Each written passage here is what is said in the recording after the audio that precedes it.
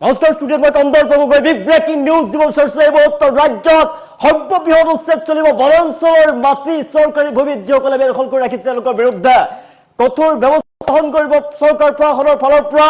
30 দিন সময়সীমা বান্ধি দিয়া হৈছে। 30টা দিনৰ ভিতৰত যদি চৰকাৰী ভূমিৰ পৰা বনাঞ্চলৰ মাটিৰ পৰা যদি নিজে নিজে আঁতৰি নাযায় তেনেহ'লে চৰকাৰৰ বুলডোজাৰ চলিব। কঠোৰ হৈ পৰিছে ন্যায়ালয়, কঠোৰ হৈ পৰিছে মন্ত্ৰী জয়ন্ত মল্ল বৰুৱা। জনাইছোঁ বিগ ব্ৰেকিং মুহূৰ্তত জনাইছোঁ ৰাজ্যত সৰ্ববৃহৎ উচ্ছেদ চলিব। চৰকাৰী ভূমি বেদখলমুক্ত কৰিবলৈ কঠোৰ হৈ পৰিছে গুৱাহাটী উচ্চ ন্যায়ালয়। ৰাজ্যত সৰ্ববৃহৎ উচ্ছেদ চলিব। অবৈধ লোকৰ বিৰুদ্ধে শীঘ্ৰে চলিব মেগা ইভেকশ্যন চলিব। মেগা ইভেকশ্যন চলিব ৰাজ্যৰ প্ৰান্তে প্ৰান্তে। 30 দিনৰ ভিতৰতে বনাঞ্চল চৰকাৰী ভূমি খালী কৰাৰ নিৰ্দেশ প্ৰদান কৰা হৈছে। মাত্ৰ 30টা দিন বান্ধি দিয়া হৈছে সময়। কোনো চৰকাৰী ভূমিত কেতিয়াও বেদখলকাৰীক সুবিধা প্ৰদান কৰা নহয়, সুবিধা দিয়া নহ'ব। নিৰ্ধাৰিত সময়ত নিজেই আঁতৰি যদি নাযায় তেনেহ'লে চলিব বৃহৎ উচ্ছেদ অভিযান। প্ৰশাসনৰ বুলডোজাৰ চলিব। বনভূমি চৰকাৰী ভূমি বেদখলকাৰীক কঠোৰ সকিয়নি প্ৰদান কৰিছে মন্ত্ৰী জয়ন্ত মল্ল বৰুৱাই।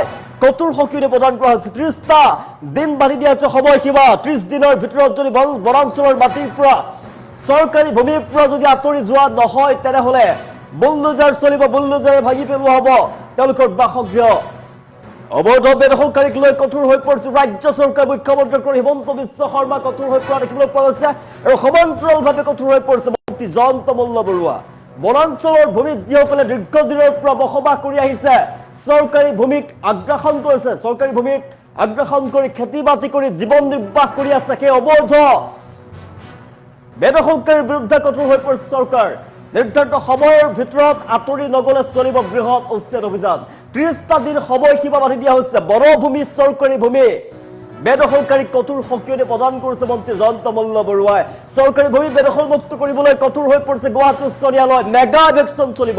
শীঘ্ৰেই বৃহৎ উচ্ছেদ অভিযান চলিব। সৰ্ববৃহৎ উচ্ছেদ চলিব ৰাজ্যত। 30 দিনৰ ভিতৰতে বনাঞ্চল চৰকাৰী ভূমি বেদখলমুক্ত কৰাৰ বাবে আহ্বান জনোৱা হৈছে, নিৰ্দেশ প্ৰদান কৰা হৈছে। কঠোৰ হৈ পৰিছে চৰকাৰ।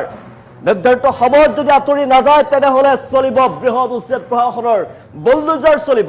চৰকাৰী ভূমিত চলিব বুলডোজাৰ, বনভূমিত বুলডোজাৰ চলিব। কঠোৰ হৈ পৰিছে চৰকাৰ। অসমৰ বনাঞ্চলৰ চৰকাৰী ভূমি বেদখল কৰাৰ ক্ষেত্ৰত গুৰুত্বপূৰ্ণ পদক্ষেপ গ্ৰহণ কৰা হৈছে।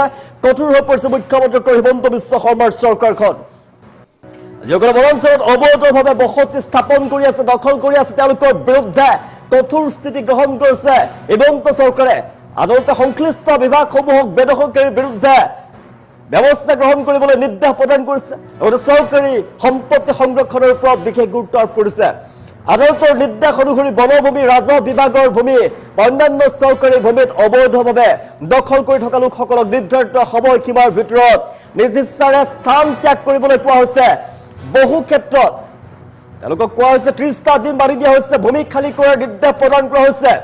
এই সময়ৰ ভিতৰত যদি ভূমি খালী নকৰে তেনেহ'লে প্ৰশাসনৰ ফালৰ পৰা বৃহৎ উচ্ছেদ অভিযান চলিব। প্ৰশাসনৰ বুলডোজাৰ চলিব। কঠোৰ হৈ পৰিছে মন্ত্ৰী জয়ন্ত মল্ল বৰুৱা। বেদখলকাৰীক সুবিধা প্ৰদান কৰা নহ'ব।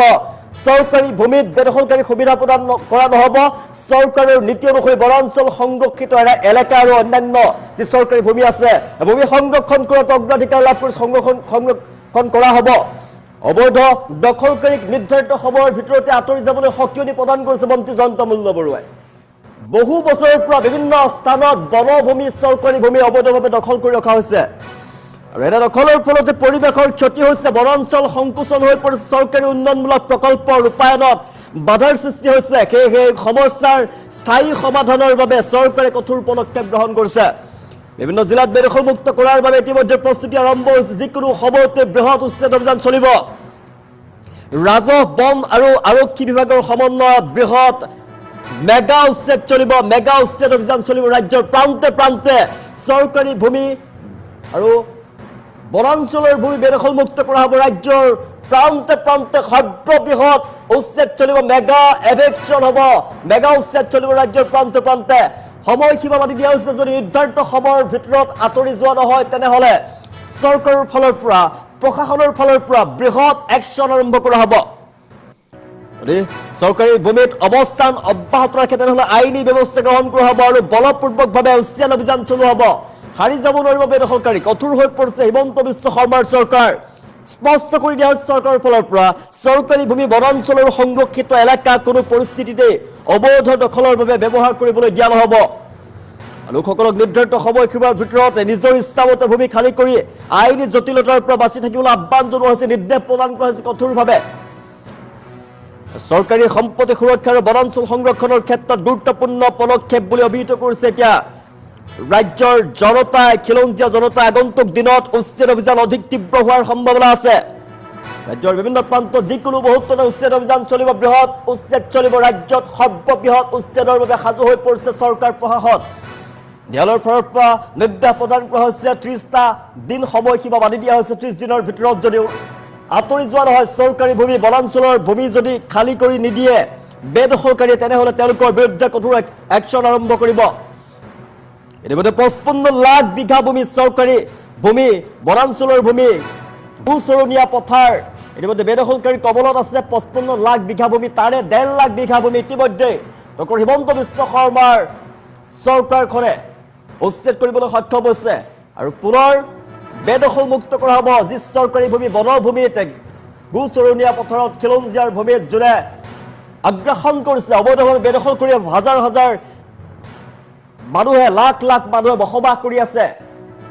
বছৰ বছৰ ধৰি বিঘাই বিঘাই ভূমি বেদখল কৰি ৰাখিছে। সেই বেদখলকৃত ভূমি বেদখলমুক্ত কৰিবলৈ চৰকাৰে কঠোৰ পদক্ষেপ গ্ৰহণ কৰিব। 30টা দিনৰ ভিতৰতে বনাঞ্চল চৰকাৰী ভূমি খালী কৰি দিয়াৰ নিৰ্দেশ প্ৰদান কৰা হৈছে আৰু কোনো চৰকাৰী ভূমিত কেতিয়াও বেদখলকাৰীক সুবিধা প্ৰদান কৰা নহ'ব।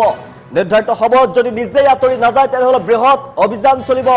বনভূমি চৰকাৰী ভূমি বেদখলকাৰীক কঠোৰ সকিয়নি প্ৰদান কৰিছে মন্ত্ৰী জয়ন্ত মল্ল বৰুৱাৰ ফালৰ পৰা। আমাৰ ভাষ্য আহি পৰিছে, মন্ত্ৰী জয়ন্ত মল্ল বৰুৱাৰ ভাষ্য আহি পৰিছে। কি কৈছিল মন্ত্ৰীগৰাকীয়ে মুহূৰ্তত, মন্ত্ৰীগৰাকীৰ মন্তব্য আগবঢ়াইছো।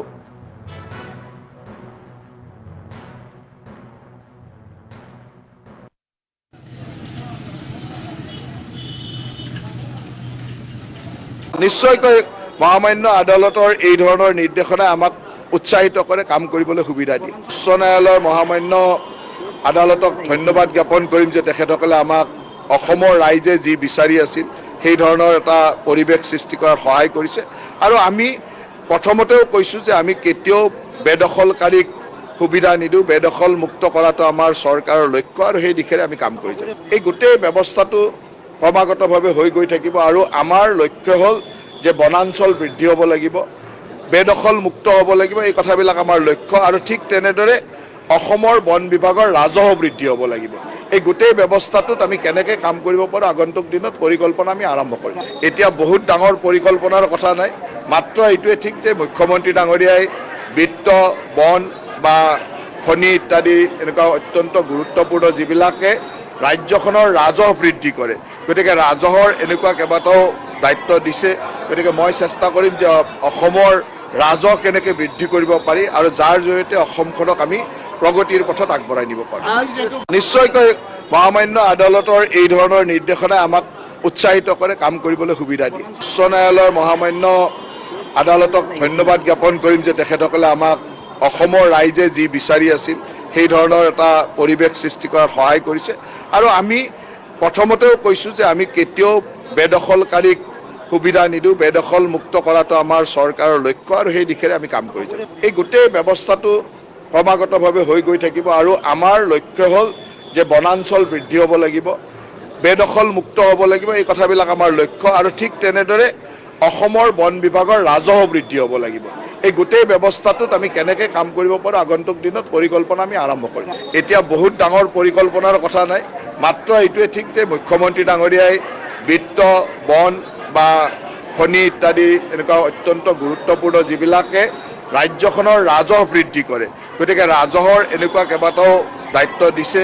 গতিকে মই চেষ্টা কৰিম যে অসমৰ ৰাজহ কেনেকৈ বৃদ্ধি কৰিব পাৰি আৰু যাৰ জৰিয়তে অসমখনক আমি প্ৰগতিৰ পথত আগবঢ়াই নিব পাৰোঁ। নিশ্চয়কৈ মহামান্য আদালতৰ এই ধৰণৰ নিৰ্দেশনাই আমাক উৎসাহিত কৰে, কাম কৰিবলৈ সুবিধা দিয়ে। উচ্চ ন্যায়ালয়ৰ মহামান্য আদালতক ধন্যবাদ জ্ঞাপন কৰিম যে তেখেতসকলে আমাক অসমৰ ৰাইজে যি বিচাৰি আছিল সেই ধৰণৰ এটা পৰিৱেশ সৃষ্টি কৰাত সহায় কৰিছে। আৰু আমি প্ৰথমতেও কৈছোঁ যে আমি কেতিয়াও বেদখলকাৰীক সুবিধা নিদিওঁ। বেদখল মুক্ত কৰাটো আমাৰ চৰকাৰৰ লক্ষ্য আৰু সেই দিশেৰে আমি কাম কৰি যাম। এই গোটেই ব্যৱস্থাটো ক্ৰমাগতভাৱে হৈ গৈ থাকিব আৰু আমাৰ লক্ষ্য হ'ল যে বনাঞ্চল বৃদ্ধি হ'ব লাগিব, বেদখল মুক্ত হ'ব লাগিব, এই কথাবিলাক আমাৰ লক্ষ্য। আৰু ঠিক তেনেদৰে অসমৰ বন বিভাগৰ ৰাজহ বৃদ্ধি হ'ব লাগিব। এই গোটেই ব্যৱস্থাটোত আমি কেনেকৈ কাম কৰিব পাৰোঁ আগন্তুক দিনত পৰিকল্পনা আমি আৰম্ভ কৰিম। এতিয়া বহুত ডাঙৰ পৰিকল্পনাৰ কথা নাই, মাত্ৰ এইটোৱে ঠিক যে মুখ্যমন্ত্ৰী ডাঙৰীয়াই বিত্ত, বন বা খনি ইত্যাদি এনেকুৱা অত্যন্ত গুৰুত্বপূৰ্ণ যিবিলাকে ৰাজ্যখনৰ ৰাজহ বৃদ্ধি কৰে, গতিকে ৰাজহৰ এনেকুৱা কেইবাটাও দায়িত্ব দিছে। গতিকে মই চেষ্টা কৰিম যে অসমৰ ৰাজহ কেনেকৈ বৃদ্ধি কৰিব পাৰি আৰু যাৰ জৰিয়তে অসমখনক আমি প্ৰগতিৰ পথত আগবঢ়াই নিব পাৰোঁ। নিশ্চয়কৈ মহামান্য আদালতৰ এই ধৰণৰ নিৰ্দেশনা আমাক উৎসাহিত কৰে, কাম কৰিবলৈ সুবিধা দিয়ে। উচ্চ ন্যায়ালয়ৰ মহামান্য আদালতক ধন্যবাদ জ্ঞাপন কৰিম যে তেখেতসকলে আমাক অসমৰ ৰাইজে যি বিচাৰি আছিল সেই ধৰণৰ এটা পৰিৱেশ সৃষ্টি কৰাত সহায় কৰিছে। আৰু আমি প্ৰথমতেও কৈছোঁ যে আমি কেতিয়াও বেদখলকাৰীক